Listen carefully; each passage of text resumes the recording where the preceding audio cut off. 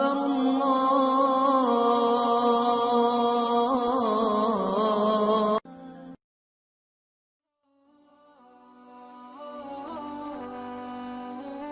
جامع مسجد کوفے میں جمعہ پڑھایا جا رہا تھا اور منبر پہ معمولی آدمی نہیں، مولا علی شیر خدا بیٹھے ہوئے تھے.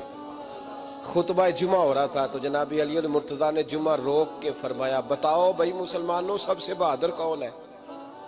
بتاؤ. لوگوں نے کہا حضور آپ ہی سب سے بہادر ہے، زمانہ جانتا ہے. تو جناب علی رو پڑے، فرمانے لگے نہیں، میں تمہیں بتاتا ہوں بہادر کون ہے، میں بتاتا ہوں کون ہے. میں جب اللہ مجھے توفیق دیتا ہے نا، میں حرم کعبہ جاتا ہوں تو میں جب خانہ کعبہ کے پاس بیٹھتا ہوں نا تو میں یہ والی حدیث یاد کرتا ہوں. یہ روایت میری آنکھوں کے سامنے آتی ہے، اس کو میں اپنے ذہن میں حاشیہ خیال میں لاتا ہوں. جناب علی المرتضیٰ فرمانے لگے میں بتاتا ہوں بہادر کون ہے. جناب کون ہے؟ فرمانے لگے ایک دن ایسا بھی آیا کہ مکے کے سارے سردار کٹھے ہو کے محبوب پاک پہ حملہ کرنے لگے، حضور کو گرا لیا نبی پاک. میٹھائی کھانا صرف سنت نہیں، پتھر کھانا بھی سنت ہے.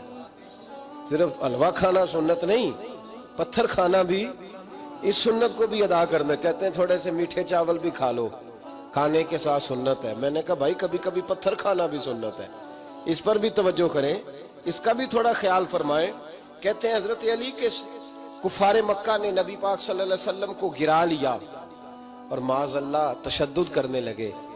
فرماتے ہیں کوئی زور زور سے پکار رہا تھا، میرے کانوں میں آواز آئی جب میں گھر میں تھا، کوئی زور زور سے پکار رہا تھا. اور وہ کیا کہہ رہا تھا؟ کوئی ابو بکر کو خبر کرو، کوئی صدیق اکبر کو بتاؤ کہ قریش مکہ محبوب علیہ السلام کو تکلیف دے رہے ہیں، بتاؤ. حضرت علی کہتے ہیں جب تک میں باہر نکلا تو میں نے ابو بکر کو دوڑتے ہوئے دیکھا. صدیق اکبر کے پیروں میں جوتا کوئی نہیں، سر پہ ٹوپی کوئی نہیں. تینوں لب دیاں آپ گواچے، سانو اپنی خبر نہیں کوئی. کہتے ہیں بھاگتے جا رہے ہیں. اور پھر جب صدیق اکبر پہنچے تو میں دوڑا آ رہا تھا اور منظر دیکھ بھی رہا تھا کہ ابو بکر صدیق نے ایک کافر کو ادھر پھینکا، دوسرے کو ادھر پھینکا، تیسرے کو ادھر، اور ساتھ ساتھ فرماتے جا رہے ہیں ظالموں اسے مارتے ہو جو تمہیں جنت کا راستہ دکھاتا ہے، ظالموں ان پر تشدد کرتے ہو جو تمہیں جہنم سے بچاتے ہیں، جو تمہیں اللہ کا قرب دیتے ہیں، جو تمہیں دنیا کی آزمائشوں سے بچانے آئے.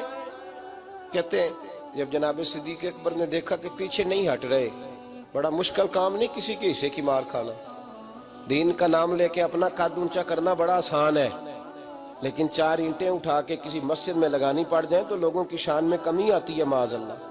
جناب ابو بکر صدیق رضی اللہ تعالیٰ عنہ حضور کے اوپر لیٹ گئے اور مولا علی فرماتے ہیں نبی پاک کے حصے کی ساری مار ابو بکر صدیق نے کھائی، اور اتنی مار کھائی کہ بے ہوش ہو گئے.